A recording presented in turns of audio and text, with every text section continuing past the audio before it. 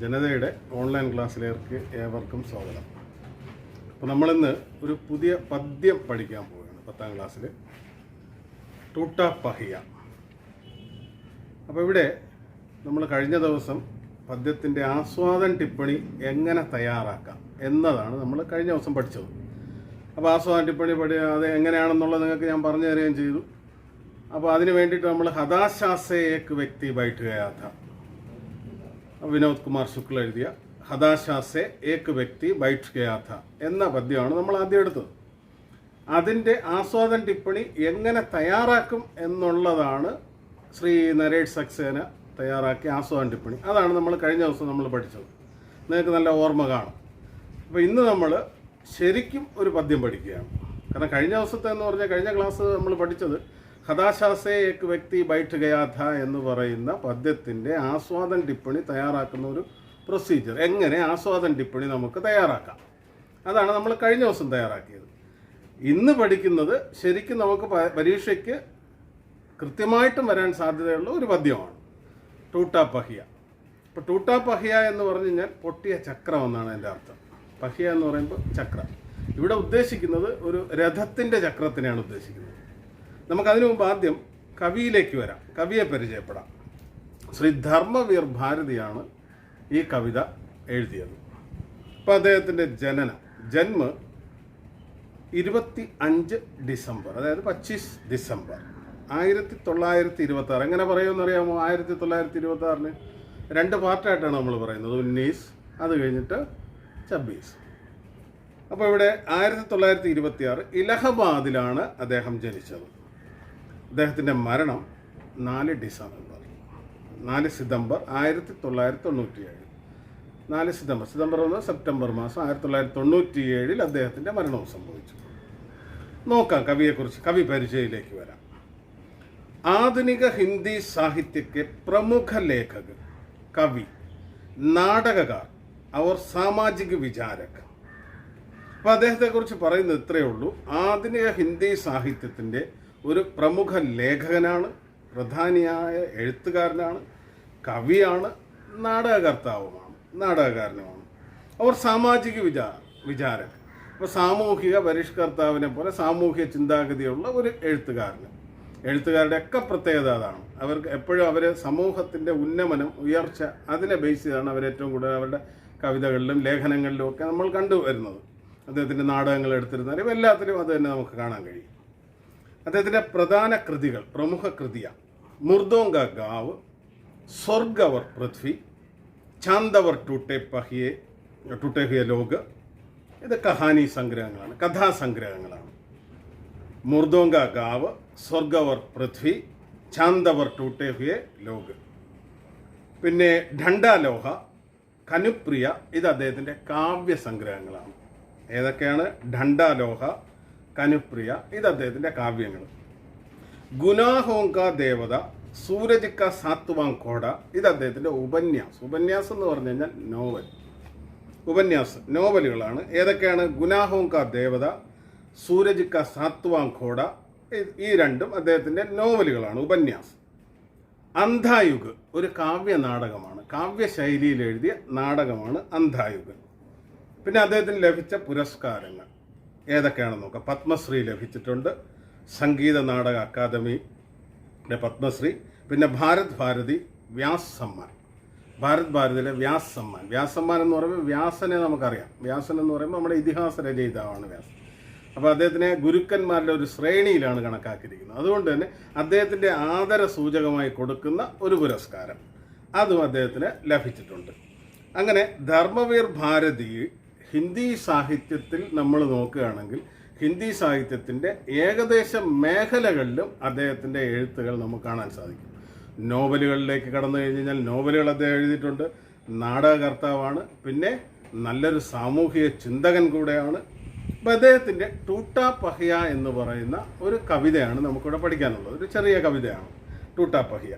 അപ്പോൾ നമ്മൾ കവിതയിലേക്ക് വരുമ്പോൾ ഞാനിവിടെ തുടക്കത്തിലേ പറഞ്ഞു ടൂട്ടാ പഹിയ. എന്താണ് ടൂട്ടാ പഹിയ? ഒരു രഥത്തിൻ്റെ പൊട്ടിയ ചക്രത്തിനെയാണ് ടൂട്ടാ പഹിയ എന്നതുകൊണ്ട് ഇവിടെ ഉദ്ദേശിക്കുന്നത്. പക്ഷെ കവി ഇവിടെ ടൂട്ടാ പഹിയെ ഒരു മാനദണ്ഡമാക്കിക്കൊണ്ട് നമ്മുടെ ജീവിതവുമായി എങ്ങനെ അതിനെ കൊണ്ടുപോകാം, നമ്മുടെ ജീവിതത്തിൽ ഒരു സന്ദേശം തരാനാണ് അദ്ദേഹം ഉദ്ദേശിക്കുന്നത്. അപ്പം ഞാൻ ആദ്യം ഈ പദ്യത്തിലെ കുറച്ച് വരികളൊന്ന് വായിക്കാം, ശ്രദ്ധിക്കുക. मैं रद का टूटा हुआ पहिया हूँ लेकिन मुझे फेंको मत, क्या जाने कब इस दुरूह चक्रव्यूह में अक्षौहिणी सेनाओं को चुनौती देता हुआ कोई दुस्साहसी अभिमन्यु आकर खिर जाए. അത്രയും നമുക്ക് ആദ്യം ഒന്ന് നോക്കാം. ആ ഒരു പാർട്ട് ഒരിക്കൽ കൂടെ ഞാൻ വായിക്കാം. मैं रद का टूटा हुआ पहिया हूँ लेकिन मुझे फेंको मत, क्या जाने कब इस दुरूह चक्रव्यूह में अक्षौहिणी सेनाओं को चुनौती देता हुआ कोई दुस्साहसी अभिमन्यु आकर खिर जाए. അപ്പോൾ ഇവിടെ എഴുത്തുകാരൻ ടൂട്ടാ പഹിയയിലൂടെ ഒരു സന്ദേശം തരാൻ ആഗ്രഹിക്കുകയാണ്. ഇവിടെ തുടങ്ങുന്നത് അങ്ങനെയാണ്. മൈം രഥക്ക ടൂട്ടാ ഹുവ പഹിയാഹു, ഞാനൊരു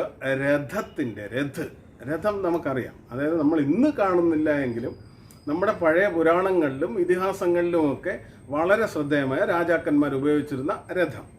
ഞാനൊരു രഥത്തിൻ്റെ ടൂട്ടാ ഹുവ പഹിയാഹു, പൊട്ടിയ ഒരു പഹിയയാണ്. പഹിയ എന്ന് പറഞ്ഞാൽ ചക്രം, ഒരു രഥത്തിൻ്റെ പൊട്ടിയ ചക്രമാണെന്ന്. അപ്പോൾ ഇവിടെ അത്യാവശ്യം നമ്മൾ ഈ കഥ എന്താണെന്നും കൂടെ അറിഞ്ഞിരിക്കണം. കാരണം അഭിമന്യു ആരാണ്, എന്താണ്, എങ്ങനെയാണ് എന്നുള്ളതിനെക്കുറിച്ചൊരു ചെറിയൊരു വിവരണം തരാം. അഭിമന്യു ആരാണെന്ന് നിങ്ങൾക്ക് അറിയാമോ? അഭിമന്യു ആരാ? അഭിമന്യു അർജുനൻ്റെ മകനാണ്. മഹാഭാരതത്തിൽ വളരെ ശ്രദ്ധേയമായ ഒരു കഥാപാത്രമാണ് ആര്? അഭിമന്യു. കാരണം എന്ന് പറഞ്ഞു കഴിഞ്ഞാൽ ഒരു ചെറു പ്രായത്തിൽ തന്നെ ഒരു വലിയ സേനയെ എതിരിടാനുള്ള സാഹസം കാണിച്ച ഒരു കൊച്ചു പയ്യൻ, ഒരു 17-18 വയസ്സിനകത്ത് പ്രായം വരുന്ന ഒരു കൊച്ചു പയ്യനായിരുന്നു ഈ അഭിമന്യു. വില്ലാളി വീരനായ അർജുനൻ്റെ മകനും കൂടെയായിരുന്നു ആര്? ഈ അഭിമന്യു. അപ്പോൾ ഇവിടെ പറയാണ് മൈ രഥക്കാ ടൂട്ടാ, ഞാനൊരു രഥത്തിൻ്റെ പൊട്ടിയ ചക്രമാണ്. ലേക്കിൻ മുജെ ഫെങ്കോ മത്, പക്ഷേ കാരണം പൊട്ടിയ ചക്രം കൊണ്ട് എന്തെങ്കിലും പ്രയോജനമുണ്ടോ? ഒരു രഥത്തിൻ്റെ ചക്രം പൊട്ടിക്കഴിഞ്ഞ് കഴിഞ്ഞാൽ നമ്മൾ പുതിയ ചക്രം വയ്ക്കും, എന്നിട്ട് നമ്മളത് പുതിയതും കൊണ്ടായിരിക്കും എന്ത് ചെയ്യുന്നത്? യാത്ര ചെയ്യുന്നത്. പക്ഷേ ഇവിടെ ഈ രഥചക്രം നമ്മോട് പറയുകയാണ്, അനാവശ്യമായ ഒരു സാധനമായി എന്നെ കളയരുതെന്ന്. ലേക്കിൻ മുജെ ഫെങ്കോ മത്, ഫെങ്ന എന്ന് പറഞ്ഞാൽ എന്താണ്? എറിയുക. ഒരു കാരണവശാലും എന്നെ എന്ത് ചെയ്യരുത്? എന്നെ നിങ്ങൾ വലിച്ചെറിയരുതെന്ന്. ഫെങ്കോ മത്, അവിടെ മത്ത് എന്ന് പറയുന്നൊരു വാക്ക് അവിടെ കടന്നു വന്നിട്ടുണ്ട്. മത് അരുത് എന്നാണ്. പക്ഷേ അതിന് രണ്ടർത്ഥമുണ്ട്. മത്തെന്നതിന് അഭിപ്രായം ഒന്നും അർത്ഥമുണ്ട്. മേരാ മത് ഹേ കി, എൻ്റെ അഭിപ്രായം ഇതാണ്, ഞാൻ പറയുന്നത് മേരാ മത് ഹേ കി, എൻ്റെ അഭിപ്രായം ഇതാണ്. അതേസമയം മത്ത് വിധിരൂപത്തിൽ വരുമ്പോൾ, വിധിരൂപം എന്ന് പറഞ്ഞു കഴിഞ്ഞാൽ തു തും ആപ് ഇവ ചേരുന്നതാണ് വിധിരൂപം. വിധിരൂപത്തിൽ വരുമ്പോൾ മത്തിൻ്റെ അർത്ഥം അരുതെന്നാണ്. തു മത് ജാ, നീ പോകരുത്. തും മത് ജായിയേ, നിങ്ങൾ പോകരുത്. ആപ് മത് ജായിയേ, താങ്കൾ പോകാതിരുന്നാലും.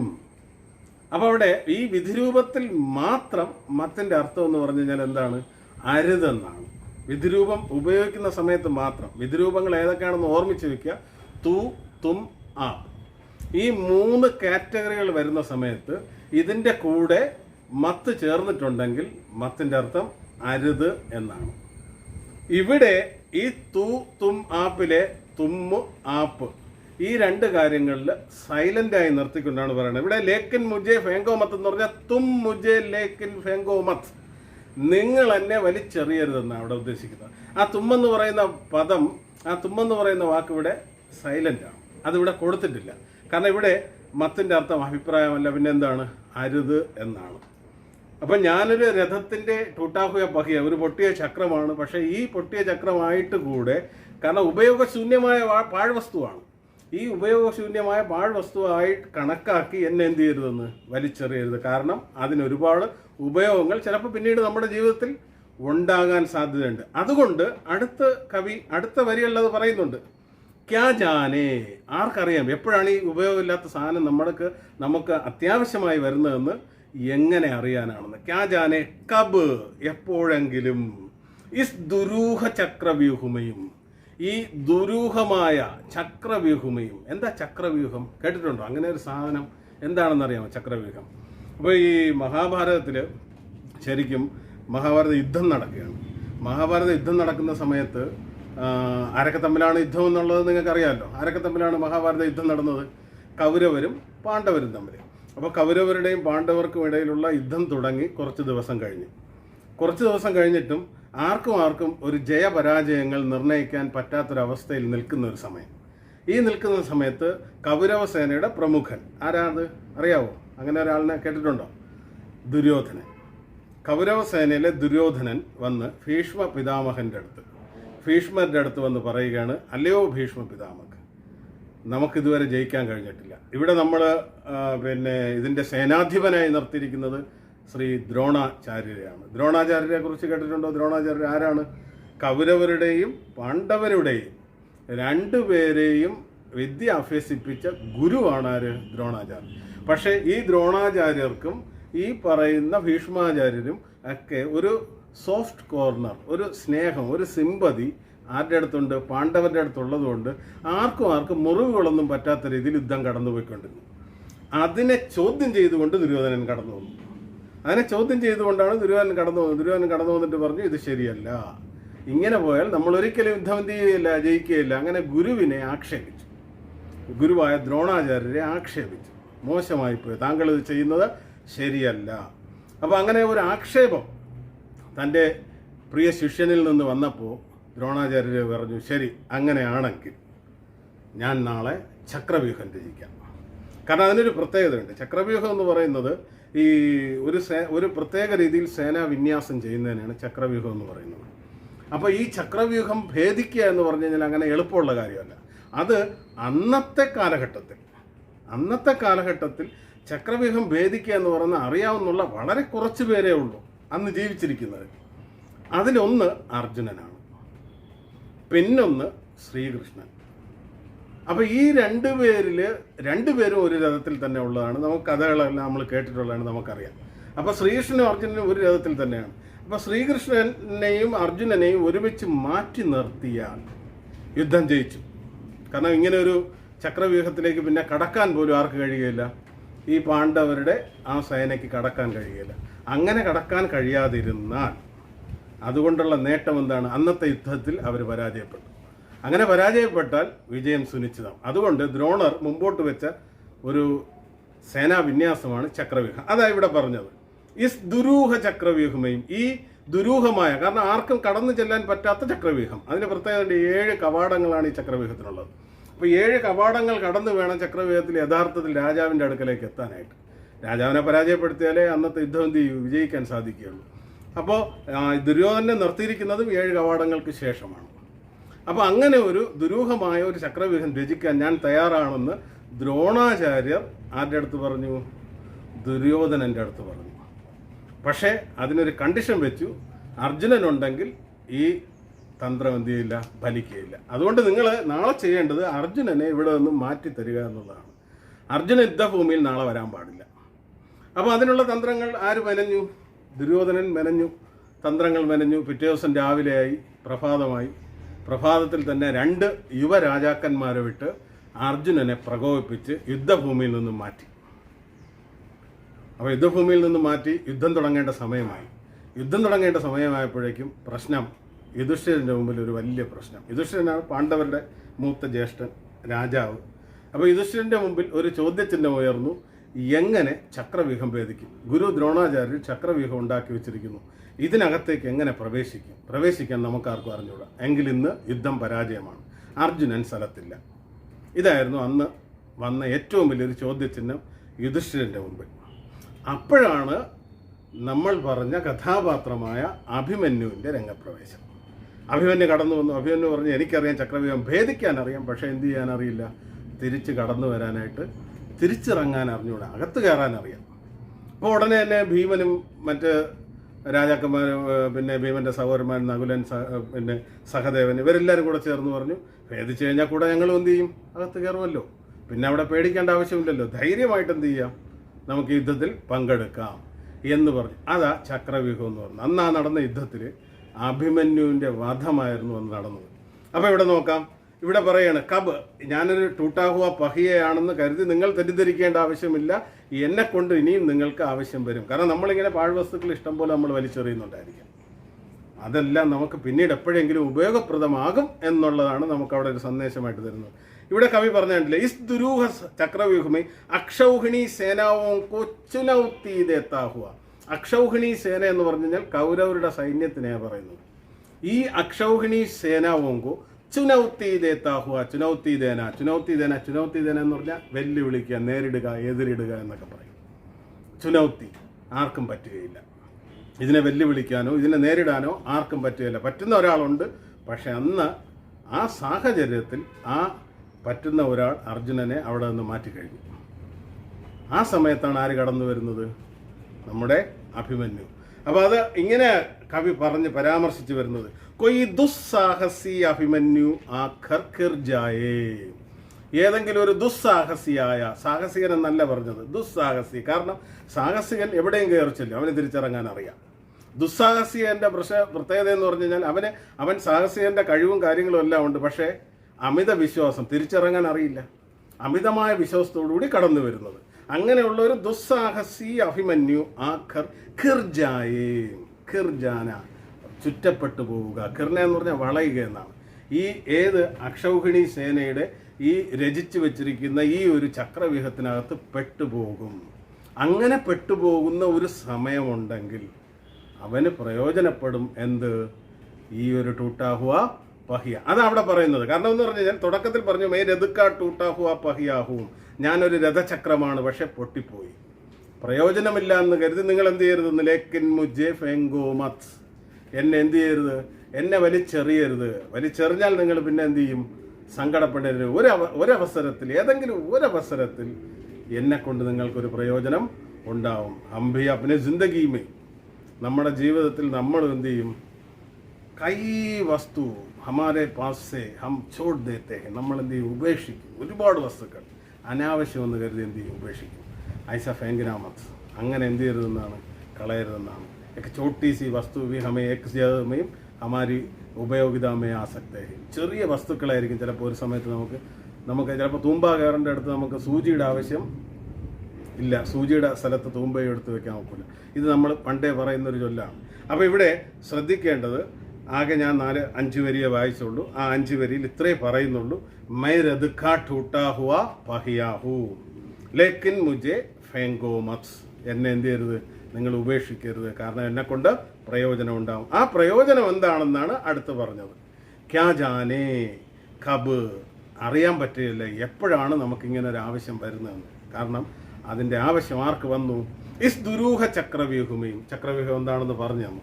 ഈ ദുരൂഹമായ ചക്രവ്യൂഹത്തിൽ അക്ഷൗഹിണി സേനാവും കോ ചുനൗത്തി ദേത്താവുക, കൗരവരുടെ അക്ഷൗഹിണി സേനയെ അതിനെ വെല്ലുവിളിക്കാനായിട്ട്, അതിനെ നേരിടാനായിട്ട് ഒരു ദുസ്സാഹസികനായ യുവാവ് കടന്നു വന്നു. അതാ അഭിമന്യു. ഈ അഭിമന്യു ആ ഖിർജായേയും, കാരണം അതിനകത്ത് പെട്ടുപോയി. വളയുക, ഖിർന എന്ന് പറഞ്ഞാൽ എന്താണ്? വളയുക. അതിനകത്ത് പെട്ടു. ആ ഒരു വലിയൊരു വലയം. ശരിക്കും പറഞ്ഞ 7 കവാടങ്ങൾ. അതിൻ്റെ ആദ്യത്തെ കവാടത്തിൽ നിന്ന ആളിനെ നിങ്ങൾക്ക് പരിചയമുണ്ടോ എന്ന് അറിഞ്ഞുകൂടാ. ജയദ്രഥനാണ് അതിൻ്റെ ഫസ്റ്റ് കവാടത്തിൽ നിന്ന്. ജയദ്രഥൻ. അപ്പോൾ ജയദ്രഥന് ഒരു പ്രത്യേകത. അതുകൊണ്ട് തന്നെ ദ്രോണാചാര്യർ ജയദ്രഥനെ ആദ്യത്തെ കവാടത്തിൽ നിർത്തി. കാരണം ജയദ്രഥന് ഒരു പ്രത്യേകത എന്ന് പറഞ്ഞു കഴിഞ്ഞാൽ ജയദ്രഥൻ ഒരു വരം ലഭിച്ചിട്ടുണ്ട്. അതായത് അർജുനൻ ഒഴികെയുള്ള പാണ്ഡവരിൽ ബാക്കി 4 പേര് എപ്പോൾ ജയദ്രഥനുമായിട്ട് യുദ്ധം ചെയ്തിരുന്നാലും ഒരു പ്രാവശ്യം അവരെ പരാജയപ്പെടുത്താനുള്ളൊരു വരം ജയദ്രഥന് കിട്ടിയിട്ടുണ്ട്. അപ്പോൾ ആ ഒരു വരത്തിൻ്റെ പ്രയോജനം മുന്നിൽ കണ്ടുകൊണ്ടാണ് ആദ്യത്തെ കവാടത്തിൽ ആരെ തന്നെ നിർത്തിയത്? ജയദ്രഥനെ തന്നെ നിർത്തിയത്. അപ്പോൾ ഇവിടെ സംഭവിച്ച പ്രശ്നമെന്ന് പറഞ്ഞു കഴിഞ്ഞാൽ ഈ സൈന്യം യുദ്ധമൊക്കെ തുടങ്ങി. യുദ്ധം തുടങ്ങി. പാണ്ഡവരുടെ സൈന്യം കടന്നു വന്നു. അഭിമന്യുവിൻ്റെ ബലത്തിൽ അവർ ചക്രവ്യൂഹം ഭേദിക്കാനായിട്ട് പോയി. പക്ഷേ ഒറ്റ പ്രശ്നമേ അവിടെ നടന്നുള്ളൂ. ഒരു വിശാലമായ സൈന്യത്തിന് നേരെ പാഞ്ഞെടുത്ത അഭിമന്യു ആദ്യത്തെ കവാടം ഭേദിച്ച് മുന്നേ പോയി. പക്ഷേ പിറകെ വന്ന ഭീമനോ നകുലനോ യുധിഷ്ഠിരനോ ആർക്കും തന്നെ എന്ത് ചെയ്യാൻ പറ്റില്ല. യുധിഷ്ഠിരൻ യുദ്ധത്തിന് പോയില്ല. ആർക്കും തന്നെ അകത്ത് കയറാൻ പറ്റില്ല. കാരണം അത് ജയദ്രഥന് കിട്ടിയ വരം കാരണം മറ്റുള്ളവരെ ജയദ്രഥന് തടയാൻ പറ്റി. ഇത്രയും വലിയൊരു സൈന്യത്തിനകത്തേക്ക് ഒറ്റയ്ക്ക് ഒരു യുവാവ് കടന്നു. അതുകൊണ്ടാണ് ദുസ്സാഹസി അഭിമന്യു എന്ന് പറഞ്ഞത്. ഒരു ദുസ്സാഹസികനായ യുവാവ് ഒരു വലിയ സൈന്യത്തിനകത്തേക്ക് കയറി പെട്ടുപോയി, ഖിർജായെയും. അപ്പോൾ ഇവിടെ നോക്കൂ, അടുത്ത 4 വരി ഞാൻ വായിക്കാം. അപ്പോൾ ഈ പറഞ്ഞ 4-5 വരി നിങ്ങൾക്ക് മനസ്സിലായി കാണുമെന്ന് വിശ്വസിക്കുന്നു. ഒരിക്കൽ കൂടെ വേണമെങ്കിൽ ഞാൻ വായിക്കാം. മൈ രദ്ഖ ടൂട്ടാ ഹുവാ പഹിയാഹു ലേക്കിൻ മുझे ഫെങ്കോ മത്.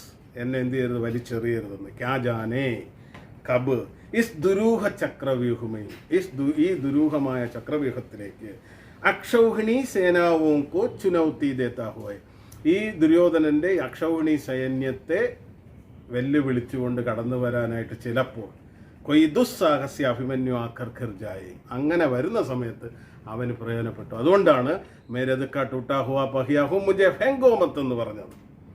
അതിൻ്റെ അടുത്ത വരികളിലേക്ക് നമുക്ക് വരാം. अपने पक्ष को असत्य जानते हुए भी बड़े बड़े महारथी अकेली निहत्ती आवाज को अपने ब्रह्मास्त्रों से कुचल देना चाहे तब में रथ का टूटा हुआ पहिया उसके हाथों में ब्रह्मास्त्रों से लोहा ले सकता हूँ. അപ്പോൾ അടുത്ത് പറയുന്നത് നോക്കൂ, ഒരിക്കൽ കൂടെ ഞാൻ വായിക്കാം, ശ്രദ്ധിക്കുക. എന്താണ്? अपने पक्ष को असत्य जानते हुए भी बड़े बड़े महारथी अकेली निहत्ती आवाज को अपने ब्रह्मास्त्रों से कुचल देना चाहा तब में रथ का टूटा हुआ पहिया उसके हाथों में ब्रह्मास्त्रों से लोहा ले सकता हूँ. അപ്പോൾ ഇവിടെ അടുത്ത് പറയുകയാണ്, എന്താണ്? അപ്പിനെ പക്ഷിക്കോ, തങ്ങളുടെ പക്ഷം. 2 സൈന്യമാണല്ലോ യുദ്ധം ചെയ്യുന്നത്, കൗരവരും പാണ്ഡവരും. അതിൽ ഈ കൗരവ പക്ഷം, അതാണ് അവിടെ ഉദ്ദേശിക്കുന്നത്. അപ്പിനെ പക്ഷിക്കോ അസത്യ ജാൻതേ ഹുയേ ഫി, നമ്മുടെ പക്ഷം സത്യത്തിന്റെ മാർഗത്തിലല്ല എന്ന് അറിഞ്ഞിട്ടും. അസത്യ ജാൻതേ ഹുയേ ഫി, അസത്യമാണ്, കള്ളത്തിലാണ് നിൽക്കുന്നത്, ധർമ്മപക്ഷത്തല്ല, അധർമ്മത്തിന്റെ പക്ഷത്താണ് നിൽക്കുന്നതെന്ന് അറിഞ്ഞിട്ട് കൂടെ. കാരണം നോക്കൂ, ബെഡേ ബെഡേ മഹാരഥി എന്ന അടുത്ത് പറയുന്നത് വലിയ വലിയ മഹാരഥന്മാർ അന്നുണ്ടായിരുന്ന, ഇന്നത്തെ കാലമല്ല, ആ കാലം, പുരാണങ്ങളുടെ ഇതിഹാസങ്ങളുടെ ആ ഒരു സമയം, ആ ഒരു കാലഘട്ടം എടുക്കുകയാണെങ്കിൽ അന്നുണ്ടായിരുന്ന മഹാരഥന്മാരെന്ന് പറയുന്നത് ഒന്ന് ഭീഷ്മർ, മറ്റൊന്ന് ദ്രോണാചാര്യർ, പിന്നെ ദ്രുപദർ, ഇങ്ങനെ ഒരുപാട് മഹാരഥന്മാരുണ്ടായിരുന്നു. ഈ മഹാരഥന്മാരുടെ ഇടയിൽ കുറച്ച് മഹാരഥന്മാർ ധർമ്മത്തിൻ്റെ പക്ഷത്തല്ലായിരുന്നു, അധർമ്മത്തിൻ്റെ പക്ഷത്തായിരുന്നു. അവിടെ സത്യത്തിന്റെ പക്ഷത്തല്ലായിരുന്നു, അസത്യത്തിന്റെ പക്ഷത്തായിരുന്നു. അപ്പൊ അതെങ്ങനെ? അപ്പിനെ പക്ഷക്കോ അസത്യ ജാൻതേ ഹുയേ, തങ്ങൾ യുദ്ധം ചെയ്യുന്ന പക്ഷം, അപ്പിനെ പക്ഷം, നമ്മൾ യുദ്ധം ചെയ്യുന്ന പക്ഷം അസത്യത്തിന്റെ മാർഗത്തിലാണ് നിൽക്കുന്നതെന്ന് അറിഞ്ഞിട്ടുകൂടെ. ജാൻതേ ഹുയേ ഫി, ജാന്ന തിരിച്ചറിയുക, മനസ്സിലാക്കുക. അപ്പൊ അറിഞ്ഞിട്ട് പോലും ജാൻതേ ഹുയേ ഫി ബഡേ ബഡേ മഹാരഥികൾ, വലിയ വലിയ മഹാരഥന്മാർ, അക്കേലി നിഹത്തി ആവാസ്കോ, അക്കേല ഒറ്റയ്ക്ക് കടന്നു വന്നിരിക്കുകയാണ്. കാരണം ഞാൻ തുടക്കത്തിൽ പറഞ്ഞു, ഈ ചക്രവ്യൂഹം ഭേദിക്കാൻ ഒരാൾക്ക് മാത്രമേ അപ്പോൾ കഴിഞ്ഞുള്ളൂ. ആർക്ക് മാത്രം? അഭിമന്യുവിന് മാത്രം. അഭിമന്യു ചക്രവ്യൂഹം ഭേദിച്ച് അകത്ത് കടന്നപ്പോഴേക്കുള്ള പ്രശ്നം എന്താ? കൂടെ വന്നവർക്ക് ആർക്കും അകത്ത് കയറാൻ പറ്റില്ല. അപ്പോൾ ഒറ്റയ്ക്ക് ഒരാൾ കയറി വരികയാണ്. അതുകൊണ്ടാണ് അക്കേലി എന്ന് പറഞ്ഞത്, ഒറ്റയ്ക്ക്.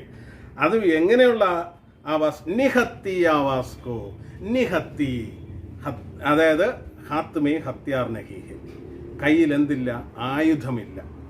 ഒരു നിഹത്തിയാണ്, നിഹത്തി ബാലകനാണ്, അവൻ്റെ കയ്യിൽ ആയുധമില്ല. അതെങ്ങനെ സംഭവിച്ചു എന്ന് ചോദിച്ചു കഴിഞ്ഞാൽ, ഓരോ കവാടങ്ങൾ, 7 കവാടങ്ങളിലുള്ള ആദ്യത്തെ കവാടത്തിൽ ജയദ്രഥൻ, തൊട്ടടുത്ത കവാടത്തിൽ ദ്രോണർ, അത് കഴിഞ്ഞിട്ട് ഭീഷ്മർ, അത് കഴിഞ്ഞ് കർണൻ, അങ്ങനെ മഹാരഥന്മാരുടെ ഒരു എണ്ണം തന്നെ ഉണ്ടായിരുന്നു. ഓരോ കവാടവും വളരെ ഈസി ആയിട്ടാണ് ഈ അഭിമന്യു കടന്നുപോയത്. അഭിമന്യു ഓരോ കവാടവും പ്രവേശിക്കുന്ന വേഗത്തിൽ തന്നെ പൊയ്ക്കൊണ്ടിരിക്കുകയാണ്. കാരണം അവൻ്റെ ആയോധന കല കണ്ടിട്ട് ദ്രോണരൊക്കെ അതിശയിച്ച് നിന്നപ്പോഴേക്കും ആളകത്ത് പോയി. അപ്പോൾ ഓരോരുത്തരും നോക്കുകയാണ്. കാരണം അർജുനനില്ല, പാണ്ഡവരില്ല, പ്രമുഖരായ ഭീമനില്ല, മറ്റാരുമില്ല, വെറും ഒരു ബാലകന് ഇതേ കടന്നു വരുന്നു. അവരുടെയൊക്കെ അതിശയോക്തിയിലാണ് ആളകത്ത് കയറിയപ്പോഴേക്കും പലയിടത്തുനിന്നുമായിട്ട് എല്ലാ മഹാരാജന്മാരെ നമ്മുടെ ദുര്യോധനൻ ഒരുമിച്ച് കൂട്ടിയപ്പോൾ മുഴുവൻ ആൾക്കാരും, പക്ഷെ അത് യുദ്ധനീതിക്ക് വിരുദ്ധമായിരുന്നു. അന്നത്തെ യുദ്ധനീതി എന്ന് പറഞ്ഞു കഴിഞ്ഞാൽ പിന്നിൽ നിന്നും ആക്രമിക്കാൻ പാടില്ല, അതായിരുന്നു യുദ്ധത്തിൻ്റെ ഒരു രീതി. ആ യുദ്ധനീതിക്ക് വിരുദ്ധമായിട്ട് 7 കവാടങ്ങളിലെ മഹാരഥന്മാരെ ദുര്യോധനൻ തിരിച്ചു വിളിച്ചപ്പോൾ ഈ 7 കവാടത്തിലെ മഹാരഥന്മാർ ഒരുമിച്ച് നിന്ന് ആർക്കെതിരെ യുദ്ധം ചെയ്തു? ഈ അഭിമന്യുവിനെതിരെ യുദ്ധം ചെയ്തു. അപ്പോഴേക്ക് അഭിമന്യുവിൻ്റെ അമ്പും വില്ലും കയ്യിലുണ്ടായിരുന്ന ആയുധങ്ങളെല്ലാം നഷ്ടപ്പെട്ട് കഴിഞ്ഞിരുന്നു. നഷ്ടപ്പെട്ടപ്പോൾ അതുകൊണ്ട് നിഹത്തി ബാലകൻ എന്ന് പറഞ്ഞത് അവനെ ഹാത്മിനെ ഹത്യാർ നെഹിയെ. ഹത്യാർ എന്ന് പറഞ്ഞാൽ എന്താണ്? ആയുധം. തൻ്റെ കയ്യിൽ ആയുധമില്ല, നിരായുധനായി നിൽക്കുന്ന ഒരു ബാലകൻ്റെ ആവാസ്, ശബ്ദം. ആവാസ് എന്ന് പറഞ്ഞാൽ എന്താണ്? ശബ്ദം. അവനെ അക്കേലി നിഹത്തി ആവാസ്കോ, ആ ഒറ്റയ്ക്ക് കടന്നു വന്ന ആ ബാലകൻ. അതും എങ്ങനെ? ആയുധമില്ല അവൻ്റെ കയ്യിൽ, നിരായുധനായി നിൽക്കുകയാണ്. നിരായുധനായി നിൽക്കുന്ന ആ ബാലകന് നേരെ അപ്പനെ ബ്രഹ്മാസ്ത്രവും സെ കുജൽ ദേന ചാഹേ, അവരുടെ തീഷ്ണമായ ശരങ്ങൾ കൊണ്ട്. ബ്രഹ്മാസ്ത്രം എന്ന് പറയുമ്പോൾ ബ്രഹ്മാസ്ത്രം പ്രത്യേകമുണ്ട്, പക്ഷെ ഇവിടെ ഉദ്ദേശിക്കുന്നതെന്ന് പറഞ്ഞാൽ അവരുടെ തീഷ്ണ ശരങ്ങൾ, അതാണ് ഉദ്ദേശിക്കുന്നത്. എല്ലാവരും അന്ന് ബ്രഹ്മാസ്ത്രം അങ്ങനെ വെറുതെ ഉപയോഗിക്കുന്നതല്ല. ബ്രഹ്മാസ്ത്രം ഒരു പ്രത്യേക അസ്ത്രമാണ്. അത് ഒരാൾ ഉപയോഗിച്ച് കഴിഞ്ഞ് കഴിഞ്ഞാൽ അത് വലിയ ബുദ്ധിമുട്ടുള്ളതാണെന്നൊക്കെയാണ് അന്ന് ഇതിഹാസങ്ങളിൽ പറഞ്ഞിട്ടുള്ളത്. അപ്പോൾ അങ്ങനെ തങ്ങളുടെ തീഷ്ണ ശരങ്ങൾ കൊണ്ട് അവനെ നശിപ്പിക്കാൻ, കുജൽ ദേനാ ചാഹേയും, അവനെ നശിപ്പിക്കാൻ ആഗ്രഹിച്ചു. അധർമ്മത്തിൻ്റെ പാതയിലൂടെയായിരുന്നു ഈ അഭിമന്യുവിനെ നശിപ്പിക്കാൻ ആഗ്രഹിച്ചത്. അവനെ ബ്രഹ്മാസ്ത്രവും സെ കുജൽ ദേനാ ചാഹേയും തബ് മെയും, അപ്പോഴാണ് എൻ്റെ ആവശ്യം അവന് വന്നത്. തബ് മെയും. മെയും എന്ന് പറഞ്ഞാൽ ആരാണ്? നമ്മൾ തുടക്കത്തിൽ പറഞ്ഞു, മൈ രഥുക്കാ ടൂട്ടാഹുവ പഹിയാഹു, ഞാനൊരു രഥത്തിൻ്റെ പൊട്ടിയ ചക്രമാണെന്ന് പറഞ്ഞു. അപ്പോൾ ഈ അഭിമന്യുവിന് സഹായമായി തീർന്നത് ആര് തന്നെയാണെന്ന്? തബ് മെയും രഥുക്കാ ടൂട്ടാഹുവ പഹിയ, ഈ രഥത്തിൻ്റെ പൊട്ടിയ ചക്രമായ ഞാൻ, ഉസ്കെ ഹാത്തോ മെയും, അവൻ്റെ കൈകളിൽ ഈ ഭയങ്കരമായി വരുന്ന ഈ ആയുധങ്ങൾക്ക് അതിനെ പ്രതിരോധിക്കാനായിട്ട് അവൻ്റെ കൈകളിൽ ആകെ ഉണ്ടായിരുന്നത് ഈ രഥചക്രമായിരുന്നു, ഈ പൊട്ടിയ ഒരു രഥചക്രമായിരുന്നു എന്ന്. ഉസ്കെ ഹാത്തോമേ ബ്രഹ്മാസ്ത്രം സേ ലോഹാലേ സക്താഹും, ഈ വന്ന തീഷ്ണ ശരങ്ങളെ, ബ്രഹ്മാസ്ത്രങ്ങളെ, ലോഹാലേന, ലോഹാലേന എതിരിടുക. ലോഹാലേന എന്ന് പറഞ്ഞാൽ എന്താണ് അർത്ഥം? എതിരിടുക. ഈ ബ്രഹ്മാസ്ത്രങ്ങളെയൊക്കെ എതിരിടാനായിട്ട് അന്ന് അവന് സഹായമായി തീർന്നത് ആരാണ്? മെയിം രഥുക്കാ ടൂട്ടാഹുവ പഹിയ. നമ്മൾ പൊട്ടിയ ചക്രം എന്ന് പറഞ്ഞ് ഉപേക്ഷിച്ച, അല്ലെങ്കിൽ നമുക്ക് ആവശ്യമില്ല എന്ന് പറഞ്ഞ് കളഞ്ഞ ഒരു സാധനം അന്ന് ആർക്ക് ഉപയോഗപ്രദമായി തീർന്നു? ഈ അഭിമന്യുവിന് ഉപയോഗപ്രദമായി തീർന്നു. അപ്പോൾ എഴുത്തുകാരൻ, കവി നമുക്ക് ഉപദേശിക്കുന്നൊരു ഉപദേശമുണ്ട്. എല്ലാ വസ്തുക്കളും പാഴ്വസ്തുക്കളായിട്ട് നമ്മൾ എന്ത് ചെയ്യാൻ പാടില്ല? കളയാൻ പാടില്ല. നമ്മൾ ഇന്ന് ആജ് കെ ജിന്ദഗി മേ ഹം യൂസ് ആൻഡ് ത്രോ മെയും ഹമാരെ ജീവൻ ബിതാത്തേ ഹെ. നമ്മുടെ ജീവിതം നമ്മൾ കൊണ്ടുപോകുന്നത് എങ്ങനെയാണെന്ന്? യൂസ് ആൻഡ് ത്രോ, ഉപയോഗിക്കുക, വലിച്ചു കളയുക. അതാണ് നമ്മുടെ ഒരു രീതി, ഒരു ശൈലിയിലേക്ക് നമ്മൾ വന്നിരിക്കുകയാണ്. പക്ഷേ എന്ത് സാധനമായിരുന്നാലും വലിച്ചെറിയുന്നതിന് മുമ്പ് ഒരു നിമിഷം ആലോചിക്കണം, ഇത് നമുക്ക് പിന്നീട് എപ്പോഴെങ്കിലും നമുക്ക് ഉപയോഗം ഉള്ള വസ്തു ആണോ അല്ലയോ ചിന്തിക്കണം. അപ്പോൾ ഇതൊരു സന്ദേശമായിട്ട് തരികയാണ്. അതിനു വേണ്ടിയിട്ട് എഴുത്തുകാരൻ നമ്മുടെ മുമ്പിലേക്ക് അവതരിപ്പിച്ച കഥാപാത്രമാണ് ആര്? അഭിമന്യു. ഇത്രയും വലിയൊരു സൈന്യത്തെ എതിരിടാനായിട്ട്, ഇത്രയും വലിയൊരു മഹാരഥന്മാരെ എതിരിടാനായിട്ട് നമ്മുടെ അഭിമന്യുവിന് ആകെ ഉണ്ടായിരുന്നത് രഥുക്കായേക്ക് ടൂട്ടാഹുവ പഹിയ, ആ പൊട്ടിയ ചക്രം തന്നെയായിരുന്നു. അപ്പോഴാ വരികൾ ഞാൻ ഒന്നുകൂടെ വായിക്കാൻ നോക്കൂ.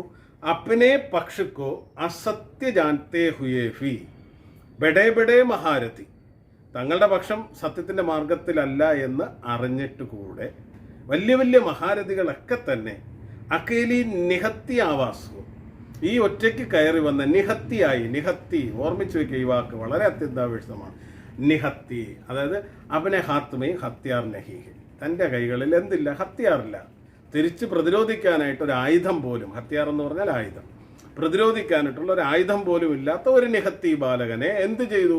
അപ്പനെ ബ്രഹ്മാസ്ത്രവും സെ കുജൽ ദേന ചാഹ, ബ്രഹ്മാസ്ത്രം കൊണ്ട് നശിപ്പിക്കാൻ ആഗ്രഹിച്ചു. അങ്ങനെ ആഗ്രഹിച്ച അവർക്ക് ഇടയിൽ നിന്നുകൊണ്ട് അവരെ പ്രതിരോധിക്കാനായിട്ട് തവുമയും ടൂട്ടാഹുവ പഹിയ, ഈ രഥത്തിൻ്റെ ടൂട്ടാഹുവ പഹിയായിരുന്നു ഉസ്കെ ഹാത്തോമേ, അവൻ്റെ കൈകളിൽ അവന് അപ്പോഴുണ്ടായിരുന്ന പ്രതിരോധിക്കാൻ. ബ്രഹ്മാസ്ത്രവും സെ ലോഹ ലേ സക്താഹു, ലോഹാലേന ഒരു വാക്കാണ്, അത് നമ്മൾ അറിഞ്ഞിരിക്കണം. ലോഹാലേന എന്ന് പറഞ്ഞാൽ എതിരിടുക, യുദ്ധത്തിൽ അതിനെതിരെ പോരാടുന്നതിന് വേണ്ടിയിട്ട് ഉപയോഗിച്ച വാക്കാണ് ലോഹാലേന, എതിരിടുക. ലോഹാലേ സക്താഹു. ഇനി അടുത്ത 4 വരികളിലേക്ക് വരാം. മൈ രഥുക്കാ ടൂട്ടാ ഹുവ പഹിയാഹൂം ലേക്കിൻ മുജേ ഫേങ്കോ മത്ത്, ആദ്യം പറഞ്ഞ കാര്യങ്ങൾ തന്നെയാണ്. ഞാൻ രഥത്തിൻ്റെ ടൂട്ടാ ഹുവ പഹിയാണ്, ലേക്കിൻ മുജേ ഫേങ്കോ മത്ത്, എന്നെ എന്ത് ചെയ്യരുതെന്ന്, വലിച്ചെറിയരുത്. ഇതിഹാസോं की സാമൂഹിക ഗതി സഹസ ചൂട്ടി പട് ജാനെ പർ ക്യാ ജാനെ സച്ചായി ടൂട്ടേ ഹുയെ പഹിയോങ്ക ആശ്രയിലേയും. അവിടെയാണ് എഴുത്തുകാരൻ ആജ് കെ ജമാനെ മേ ജോ ചൽ രഹാ ഹെ ഉസ്കി ഓർ ഹമൈൻ ലേ ജാ സക്കേംഗെ, അപ്പോൾ ഇവിടെ ഇന്നത്തെ സമൂഹവുമായി ബന്ധപ്പെടുത്തി കൊണ്ടുവന്നത് ഇപ്പോഴാണ്. നോക്കൂ, ലേക്കിൻ മുജേ ഫെങ്കോമത് ഇതിഹാസവും കി സാമൂഹിക ഗതി. ചരിത്രം, ഇതിഹാസം എന്ന് പറഞ്ഞാൽ എന്താണ്? ചരിത്രം. ചരിത്രത്തിൻ്റെ സാമൂഹിക ഗതികൾ നമ്മൾ പരിശോധിച്ചാൽ, നമ്മൾ ഇന്നത്തെ ചരിത്രം എടുക്കുകയാണെങ്കിൽ, ഇപ്പോഴത്തെ അറ്റ്മോസ്ഫിയറിൽ നമ്മൾ നോക്കുകയാണെങ്കിൽ പോലും ചില സമയങ്ങളിൽ നമുക്ക് ആവശ്യമായി വരും. എന്താണ്? സഹസ ചൂട്ടിപ്പട് ജാനേപ്പർ. ഈ ചരിത്രത്തിൻ്റെ ഗതി കള്ളത്തിലേക്ക്, അല്ലെങ്കിൽ അധർമ്മത്തിലേക്ക്, അല്ലെങ്കിൽ അസത്യത്തിൻ്റെ മാർഗത്തിലേക്ക് കടന്നു പോകുന്ന ഒരവസ്ഥയിൽ, ആ അവസ്ഥയിൽ ക്യാ ജാനേ, സച്ചായി, നമുക്കറിയാൻ പറ്റിയല്ലേ, യാഥാർത്ഥ്യം, സത്യസന്ധത, സത്യം, ധർമ്മത്തിൻ്റെ മാർഗം, സച്ചായി, ടൂട്ടേ ഹുയെ പഹിയോങ്ക ആശ്രയിലേ. ഇതുപോലെ പൊട്ടിയ ഏതെങ്കിലും ഒരു രഥചക്രത്തെ ആശ്രയിക്കേണ്ടി വന്നാലോ എന്ന്. എന്താ ഇവിടെ പൊട്ടിയ ചക്രം എന്ന് പറയാൻ ഉദ്ദേശിച്ചത്? കാരണം നമ്മൾ ചരിത്രം ഇഷ്ടം പോലെ പഠിച്ചിട്ടുള്ളതാണ്. ചരിത്രത്തിനകത്ത് ഇതുപോലുള്ള പൊട്ടിയ രഥങ്ങളെന്ന് പറഞ്ഞു കഴിഞ്ഞാൽ ഇവിടെ ഉദ്ദേശിക്കുന്നതെന്ന് പറയാൻ സത്യത്തിൻ്റെ മാർഗത്തിൽ നടന്ന ഒരുപാട് വ്യക്തികളെ നമുക്കറിയാൻ പറ്റും. നമുക്ക് സ്വാതന്ത്ര്യ സമരത്തിൽ പങ്കെടുത്ത വ്യക്തികൾ, മഹാത്മാഗാന്ധി, നെഹ്റു, സർദാർ വല്ലഭായ് പട്ടേൽ, അങ്ങനെ ഒത്തിരി മഹാരഥന്മാർ. ഇവിടെ നേരത്തെ പറഞ്ഞതുപോലെ അങ്ങനെയുള്ള മഹാരഥന്മാരെല്ലാം സത്യത്തിൻ്റെ മാർഗത്തിൽ നിന്ന് നമുക്ക് സ്വാതന്ത്ര്യം നേടിത്തുന്ന അങ്ങനെയുള്ള ഒരുപാട് പേരുടെ ആശയങ്ങളും അവരുടെ ധർമ്മത്തിൻ്റെ പാതയിലൂടെ അവർ പോയ മാർഗങ്ങളും ഒക്കെ നമുക്കറിയാമായിരിക്കും. പക്ഷേ ഇതൊന്നും നമുക്ക് ആവശ്യമില്ല എന്ന് കരുതി നമ്മൾ മാറ്റി നിർത്തിയിരിക്കുന്നതാണ്. അതുകൊണ്ട് ആ ചരിത്രത്തിൻ്റെ ആ ഗതി സഹസ ചൂട്ടിപ്പടിജാനെ പിറന്ന് കവിയുടെ പറഞ്ഞത്. ഒരു പക്ഷേ ചരിത്രം വഴിമാറി, സത്യത്തിൻ്റെ മാർഗത്തിൽ നിന്ന് വഴിമാറി മറ്റൊരു മാർഗം സ്വീകരിക്കുകയാണെങ്കിൽ, അസത്യത്തിൻ്റെ മാർഗം സ്വീകരിക്കുന്ന ഒരവസ്ഥ വന്നാൽ, ഈ പൊട്ടിയ ചക്രങ്ങൾ, അതായത് ഒക്കെ നശിച്ചു പോയവരാണ് ഇവരെല്ലാവരും, മൺമറഞ്ഞു പോയ മഹാരഥന്മാരാണ്. അങ്ങനെയുള്ള മൺമറഞ്ഞു പോയ മഹാരഥന്മാരുടെ വഴി ചിലപ്പോൾ നമുക്ക് എന്ത് ചെയ്യേണ്ടി വരും? തെരഞ്ഞെടുക്കേണ്ടി വരും. അന്ന് നമുക്ക് ഈ ടൂട്ടാപ്പഹിയ, ഇവിടെ ടൂട്ടാപ്പഹിയ എന്ന് പറഞ്ഞു കഴിഞ്ഞാൽ എന്താണ്? പൊട്ടിയ രഥചക്രമല്ല, പിന്നെ എന്താണ്? നേരത്തെ പോയ മഹാരഥന്മാർ മാറ്റിവെച്ച ഒരു മാർഗമുണ്ട്, ഒരു വഴിയുണ്ട് നമ്മുടെ മുമ്പിലേക്ക്, സത്യത്തിൻ്റെ ഒരു മാർഗമുണ്ട്. ആ മാർഗം എന്ന് പറയുന്നത് ഇന്ന് ആരുടെ കയ്യിലും ഇല്ല. ഇന്നെല്ലാം കള്ളത്തിൻ്റെ മാർഗത്തിലൂടെയാണ് പോകുന്നത്, അസത്യത്തിൻ്റെ മാർഗമാണ് തിരഞ്ഞെടുത്തത്. ആ തിരഞ്ഞെടുത്ത ഒരു വഴിയിലേക്ക് പോകുന്ന സമയത്ത് സമൂഹത്തിനെ നേർവഴിയിലേക്ക്, സത്യത്തിൻ്റെ മാർഗത്തിലേക്ക് കൊണ്ടുവരാൻ ചിലപ്പോൾ ഈ പൊട്ടിയ ചക്രങ്ങൾ നമുക്ക് ആവശ്യമായി വരും. പൊട്ടിയ ചക്രങ്ങൾ മീൻസ് ആ പഴയ ചരിത്രത്തിലെ സത്യത്തിൻ്റെ മാർഗം സ്വീകരിച്ച വ്യക്തികൾ നമുക്ക് ആവശ്യമായി വരും. വ്യക്തികളെന്ന് പറയുമ്പോൾ അതുപോലുള്ള ആൾക്കാർ ഇന്ന് ഉണ്ടാവണമെന്നില്ല, പക്ഷേ ആ മാർഗം ഇന്നുമുണ്ട്. നമുക്ക് ആ മാർഗം എന്ത് ചെയ്യാൻ പറ്റും? സ്വീകരിക്കാൻ പറ്റും. ആ മാർഗം സ്വീകരിക്കണമെങ്കിൽ നമ്മൾ മാനസികമായി എന്ത് ചെയ്യണം? അതിന് തയ്യാറെടുക്കുക തന്നെ വേണം. അവിടെയാണ് പറഞ്ഞു നിർത്തുന്നത്. എന്താണ്? ഒന്നുകൂടെ നോക്കാം. മൈ രതുക്കാ ടൂട്ടാ ഹുവാ പഹിയാ ഹൂ ലേക്കിൻ മുജേ ഫെങ്കോ മത്. എന്നെ എന്ത് ചെയ്യരുത്? വലിച്ചെറിയരുത്. കാരണം ഇവിടെ ചരിത്രം ഒരുപാട് സംഭവിച്ചിട്ടുണ്ട്. ചരിത്രത്തിൽ ഒരുപാട് ഏടുകളുണ്ട്. നമ്മൾ പുരാണങ്ങളും ഇതിഹാസങ്ങളും മാറ്റി നിർത്തിയിട്ട് നമ്മുടെ ഹിസ്റ്ററി പരിശോധിക്കുകയാണെങ്കിൽ അവിടെ തന്നെ അസത്യത്തിൻ്റെ മാർഗത്തിൽ വന്ന ഒരുപാട് പേർക്കെതിരെ യുദ്ധം ചെയ്യുന്നത് ചിലപ്പോൾ 1-2 പേരായിരിക്കും. വളരെ വിരലിൽ എണ്ണാവുന്ന പേർ. നമ്മുടെ ഇന്ത്യ മഹാരാജ്യം എടുക്കുകയാണെങ്കിൽ, സ്വാതന്ത്ര്യ സമരത്തിൽ പങ്കെടുത്ത ആൾക്കാർ നോക്കുകയാണെങ്കിൽ മുഴുവൻ ജനവും എന്ത് ചെയ്തിട്ടില്ല? ഇതിൻ്റെ സത്യത്തിൻ്റെ മാർഗത്തിൽ നിന്നിട്ടില്ല. കുറേ പേര് തന്നെ ഉണ്ടായിരുന്നു, ബ്രിട്ടീഷുകാരുടെ കൂടെ തന്നെ ഉണ്ടായിരുന്നു. ഒരുപാട് പേര്, ഒരു വിഭാഗം മുഴുവൻ ബ്രിട്ടീഷുകാരുടെ കൂടെ ആയിരുന്നു. എന്നിട്ട് കൂടെ ആ സത്യത്തിൻ്റെ മാർഗം കൈവിടാതെ കൃത്യമായിട്ടും പോരാടിയ കുറേ മനുഷ്യരുടെ ജീവചരിത്രങ്ങളും അവരുടെ കഥകളും അവരുടെ ആ ആദർശങ്ങളും ഒക്കെ നമുക്കറിയാം. നമ്മൾ പഠിക്കുന്നുണ്ട്, നമ്മുടെ ചരിത്രത്തിൻ്റെ ഭാഗമായി നമ്മൾ പഠിക്കുന്നുണ്ട്. പക്ഷേ അതൊക്കെ പഠിക്കുന്നുണ്ടെങ്കിലും അത് നമ്മുടെ ജീവിതത്തിൽ കൊണ്ടുവരാൻ നമ്മൾ തയ്യാറില്ല. കാരണം എന്താണ്? അതൊക്കെ ഈ രതുക്ക ടൂട്ടാഹു അപ്പഹിയ പോലെയാണ്. ഒരു രഥത്തിൻ്റെ പൊട്ടിയ ചക്രം പോലെ നമ്മൾ മാറ്റിയിട്ടിരിക്കുകയാണ്. കഴിഞ്ഞുപോയി, അതിൻ്റെ ആവശ്യമില്ല എന്ന് പറഞ്ഞ് മാറ്റിവെക്കുമ്പോൾ എഴുത്തുകാരൻ പറയുകയാണ്, ഇതിഹാസവും ഈ സാമൂഹിക ഗതി, ചരിത്രത്തിൻ്റെ സാമൂഹിക ഗതി, നമ്മുടെ സമാജ്, നമ്മുടെ സമൂഹം എടുക്കുകയാണെങ്കിൽ അതിൻ്റെ ഗതി മാറിപ്പോവുകയാണെങ്കിൽ, അത് അസത്യത്തിലേക്ക് പോവുകയാണെങ്കിൽ, സഹസ ചൂട്ടി പട് ജാനേപ്പർ, എങ്ങാനും മോശമായ ചൂട്ടെന്ന് പറഞ്ഞാൽ കള്ളമെന്നാണ്, അസത്യത്തിൻ്റെ മാർഗത്തിലേക്ക്, അധർമ്മത്തിൻ്റെ മാർഗത്തിലേക്ക് പോവുകയാണെങ്കിൽ നമ്മൾ തിരഞ്ഞെടുക്കേണ്ടത് ആ വഴികളാണെന്ന്. ക്യാ ജാനെ സച്ചായി, യാഥാർത്ഥ്യം എതിലൂടെ കടന്നു വരുമെന്ന്. ടൂട്ടേ ഹുയെ പഹിയോങ്ക ആശ്രയിലെയും, ഇതുപോലുള്ള ടൂട്ടേ ഹുയെ പഹിയകളെ ആശ്രയിക്കേണ്ട ഒരു സാഹചര്യം വരും. അന്ന് നമ്മൾക്ക് ആവശ്യമായി വരും സത്യത്തിൻ്റെ മാർഗം. ആരൊക്കെ ഉണ്ടായിരുന്നു, അവരുടെ ആദേശം, അവരുടെ ഉപദേശങ്ങൾ എന്തായിരുന്നു, അവരുടെ ധർമ്മ മാർഗങ്ങൾ എന്തായിരുന്നു, ഇതൊക്കെ ആശ്രയിച്ചുകൊണ്ട് നമുക്ക് ഇതിനെതിരെ പോരാടാനായിട്ട് അവരുടെ പ്രവർത്തികളും മറ്റുമൊക്കെ നമ്മളിപ്പോൾ മാറ്റിവെച്ച് തള്ളിക്കളയുന്നതിനൊക്കെ നമ്മൾ തിരിച്ചെന്ത് ചെയ്യണം, കൊണ്ടുവരേണ്ടത് അത്യന്താപേക്ഷിതമെന്നാണ് ആര് പറയുന്നത്, കവി പറയുന്നത്. അപ്പോൾ നമ്മൾ പറഞ്ഞു വന്നത് ഇത്രയേ ഉള്ളൂ. രഥത്തിൻ്റെ ചക്രത്തെ പോലെയാണ് നമ്മുടെ സമൂഹത്തിൻ്റെ ഗതിയിൽ നമ്മൾ മനസ്സിലാക്കേണ്ടത്. അവിടെ എവിടെയെങ്കിലുമൊക്കെ അധർമ്മം നടന്നിട്ടുണ്ടെങ്കിൽ സത്യത്തിൻ്റെ പാത അന്വേഷിക്കുന്ന സമയത്ത് നമുക്ക് ചരിത്രത്തിൻ്റെ ഏടുകളിൽ സത്യത്തിൻ്റെ മാർഗത്തിലൂടെ നടന്നവരെ നമുക്ക് കാണാൻ കഴിയും. അവരുടെ പാത നമ്മൾ സ്വീകരിച്ചു കഴിഞ്ഞാൽ അതൊരു രഥചക്രമായിരിക്കും. അത് വെച്ച് നമുക്ക് ധർമ്മത്തിന് വേണ്ടി പോരാടാൻ കഴിയും എന്നുള്ള ഒരു സന്ദേശമാണ് കവി ഇതിലൂടെ തരുന്നത്. അപ്പോൾ ഇതിൽ നിങ്ങൾക്ക് എന്തെങ്കിലും സംശയം ഉണ്ടെങ്കിൽ നിങ്ങൾക്ക് എന്ത് ചെയ്യാം, നിങ്ങൾക്ക് വൈകുന്നേരമുള്ള സൂം മീറ്റിങ്ങിൽ വരാം. വന്നതിന് ശേഷം നിങ്ങൾക്ക് സംശയങ്ങൾ ചോദിക്കാം, ഓർമ്മിച്ച് വയ്ക്കുക. നമുക്ക് തൽക്കാലം ഇന്നത്തെ ക്ലാസ് എന്ത് ചെയ്യാം, വൈൻഡപ്പ് ചെയ്യാം. ഓക്കെ.